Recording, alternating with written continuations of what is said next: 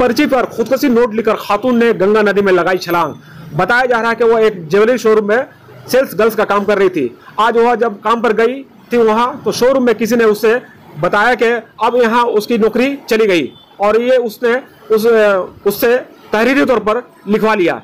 नतीजे में वो वहां से बाहर निकली और अपने शौहर जिससे रजिस्टर्ड शादी की थी उसे फोन करके बताई और चंदन नगर स्टैंड पर जाकर पर्ची में उसने लिखा कि दुकान में उससे ये लिखवाया गया है कि उसकी नौकरी चली गई। ये लिखकर वो अपने मोबाइल से अपनी पर्ची को वहीं दबाकर नदी में छलांग लगा दी। चंदन नगर पुलिस को इतला मिलते ही वो वहां पहुंच गई और स्पीड पोर्ट के जरिए मनाली घोष उम्र 25 साल की तलाशी शुरू कर दी। साथ ही कागजात पर लिखे नोट के जरिए उस शोरूम पे भी गई। वहां स्टाफ से तफ्तीश करने के बाद एक खातून को हिरासत में लिया गया। लोगों ने क्या कहा इस मामले में, चलिए सुनते हैं।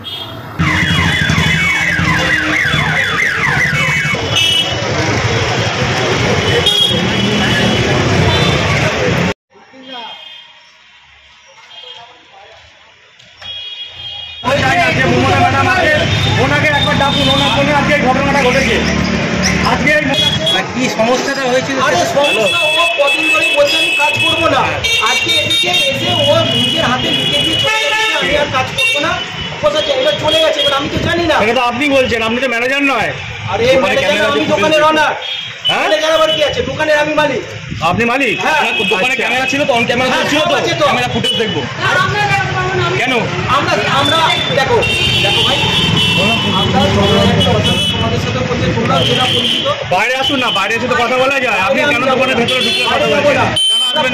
প্রশাসনকে জানিয়েছি, প্রশাসনকে জানিয়েছি। আপনি বাইরে আসুন না, আপনার সাথে কথা বলতে চাইছি। বলছি শুনুন, ও নিজে কাজ করবে না। আপনার দোকানে ম্যাডামের ভুরি ভুরি অভিযোগ আছে। ফার্স্ট কথা শুনুন, বড় বড় কথা ভেতর থেকে বললে হবে না। বাইরে এসে কথা বলতে কি ক্ষতি হচ্ছে? ভেতর থেকে কথা বলছেন কেন? বাইরে আসুন। আমাদের বোঝাচ্ছেন, আমরা বোকাচ্ছ না। ডাকুন, বাইরে আসুন।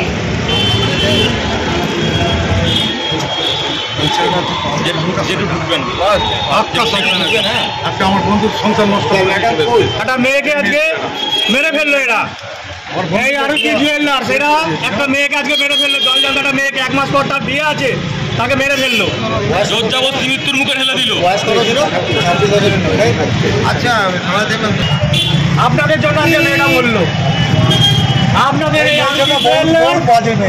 জন্য আজকে মেয়েটা মরলো। 3 দিন থেকে আপনারা ওকে মানসিক প্রেসার করেছেন। আমাদের কাছে খবর আছে 3 দিন থেকে আপনারা মানসিক প্রেসার করেছেন ওকে।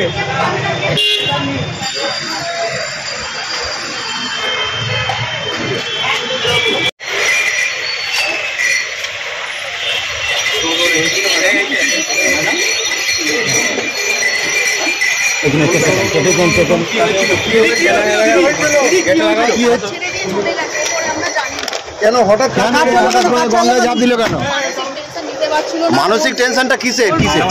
হ্যাঁ কিসের মানসিক? দিদি একটু মুখটা সরান, হ্যাঁ মানসিক টেনশন কি থেকে হলো? আরে ওর শরীরে রোগ ছিল, ও দিতে পারছিল না। আপনারা কি কোনো প্রেসার দিয়েছিলেন?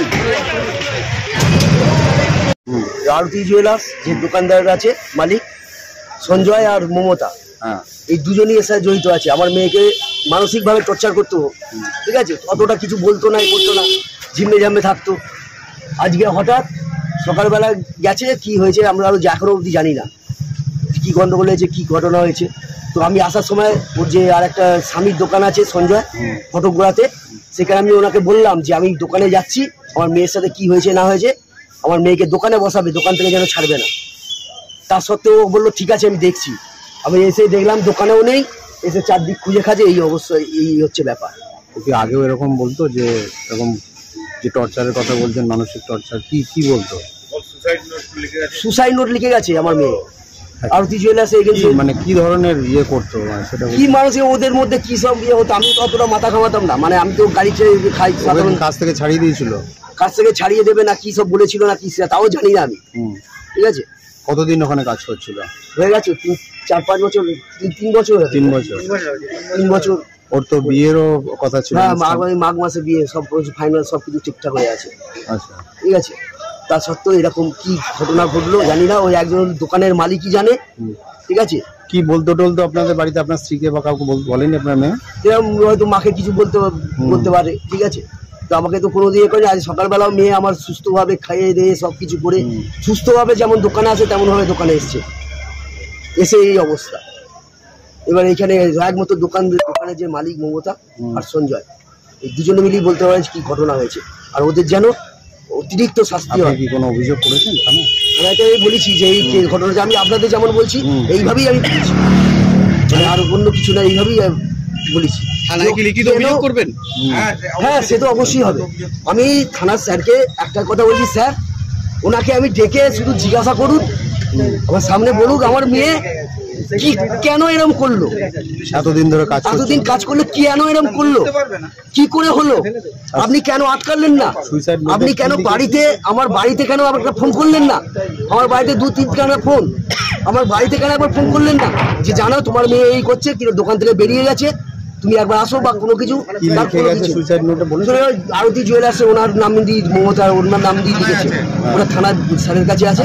বলেনি কিছু না, আমাদের তখন তো আর মেয়েকে জন্য আমি আর কি করবো, থানা স্যারের কাছে আছেন, স্যারও বলেছেন আছে, আমাকে 1 কপি দেবে বলেছেন, ঠিক আছে। এই চাইছেন আপনি? যেমন শাস্তি হয়, অতিরিক্ত শাস্তি হবে, যেন ফাঁসি হয়। এরকম মেয়ের জীবন নষ্ট হয়, আরো 2-3টে মেয়ে কাজ করে, তাদেরও তো এরকম জীবন নষ্ট হবে। এরা চরিত্রহীন মেয়ে, ওর স্বামীও ঠিক নেই। যাকে পুলিশ ধরে আনলো ও বলছে নাকি আপনার মেয়ে শরীর খারাপ, অসুস্থ ছিল। কিছু ছিল না, অসুস্থ হলে মানসিকভাবে অসুস্থ ছিল। সিসিটিভি ক্যামেরা দেখুন না, প্রতিদিন তো কাজে যেতে আসতো। কালকে রাত্রিবেলা অবধি ঠাকুর দেখে এসছে, আজ সকালবেলা আমার বউ তাকে খাইয়ে দাইয়ে সুস্থ যেমন আসে তেমনই পাঠিয়েছে।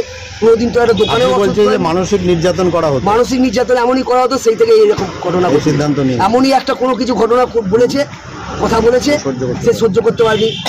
আমার মেয়ে গ্র্যাজুয়েট পাস, ঠিক আছে, ওকে শুধু আমি বাড়িতে বসে থাকবে কেন সেই হিসাবে কাজে দিয়েছি, তাছাড়া ওর কাজের কোনো প্রয়োজন নেই। আমার সব কিছু ঠিকঠাক হয়ে আছে, বিয়ে তার সব কিছুই আছে। আপনার নামটা বলুন। আমার নাম মানস ঘোষ।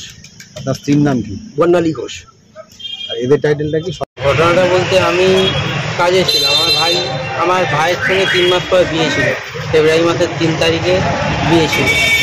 মানে সব কিছু রেডি হয়ে গেছে, রেজিস্ট্রি হয়ে গেছে 2 বছর আগে। এবার আমাকে 11টা নাগাদ, ওই 12টা নাগাদ ফোন করলো, ভাই যে দাদা তুই কোথায় আছিস, আমি এই ব্যাপার মানালি সুসাইড গঙ্গায় ধাম মেরে তুই তাড়াতাড়ি আয়। আমি সঙ্গে সঙ্গে এলাম, দাদাকে ফোন করলাম যে এলাম, এসে এখানে জানতে পারলাম যে এই আরতি জুয়েলার্সে কাজ করতো 3 বছর ধরে, তাহলে বৌমা হতো আর কি। এখানে কিছু একটা সমস্যা হয়েছে, ঝামেলা জাতি হচ্ছিল 3 দিন ধরে।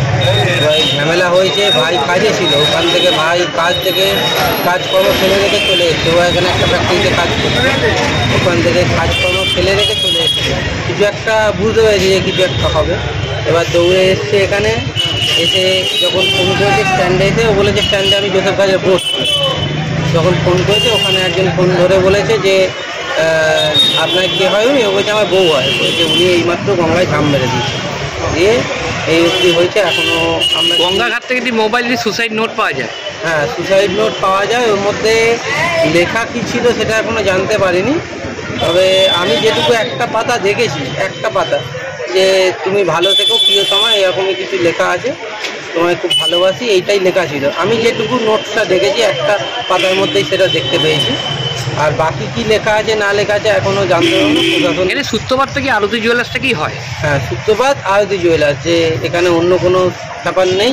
ভাই তো সবসময় যখন যা বলতো ও সবসময় চেষ্টা করতো সেটা করে দেওয়ার, ওর সঙ্গে কিছু হয়নি। আরতি জুয়েলার্সের সঙ্গেই কিছু একটা হয়েছে ভেতরে। তো এখন এখানে জানতে পারলাম ওনাকে সকালে লিখে দিয়েছে যে আমি আর কাজ করবো না, কিন্তু তারপরেই তো এরকম ঘটনা ঘটে গেছে। ঝামেলা হয়েছিল, কিছু কি বলেছিল বাড়িতে সেটা হয়তো ভাই বলতে পারবে। আমাকে যেটুকু বলেছে যে আরতি জুয়েলার্সের সঙ্গে কিছু একটা হয়েছে, ঝামেলা অশান্তি। ও কি আমার ভাইয়ের শ্বশুর মশাই মানসবাবু, উনি বলছিল মমতা। আমি এসে জিজ্ঞাসা করলাম যে মমতা কে আছে, তখন বললো যে মালিকের ওনারের ওয়াইফের নাম হচ্ছে মমতা। তার সঙ্গেই কিছু হয়তো হয়েছে, কথা কাটাকাটি বা কিছু একটা সমস্যা হয়েছে, সেটা আমি ডিটেলসে বলতে পারবো না, সেটা প্রশাসন বলতে পারবে কি হয়েছে, বা আরতি জুয়েলার্সের যে ওনার আছে তারাই বলতে পারবে, আমি সেটা বলতে পারবো না। কিন্তু আর এখান থেকেই সূত্রপাতটা ঘটে, এর কারণবশতই হয়েছে, অন্য কোনো কারণবশত নয় যে এই দোকানের কারণবশতই হয়েছে। দোকানে মালিকের সঙ্গে কিছু একটা সমস্যা হয়েছে যার কারণবশত এই ঘটনাটা ঘটে। কি নাম দাদা আপনার? আমার নাম শুভজিৎ রয়। হ্যাঁ, শুভজিৎ রয়। আর আপনার যার সাথে দাদা কি হন? আমি তার মানে আমার ভাই দাদা হই, যার সঙ্গে বিয়ে হতো তার দাদা হই। আপনাদের বাড়ি কোথায়? আমার ভাই বউ এসেছিল দাদাতলা।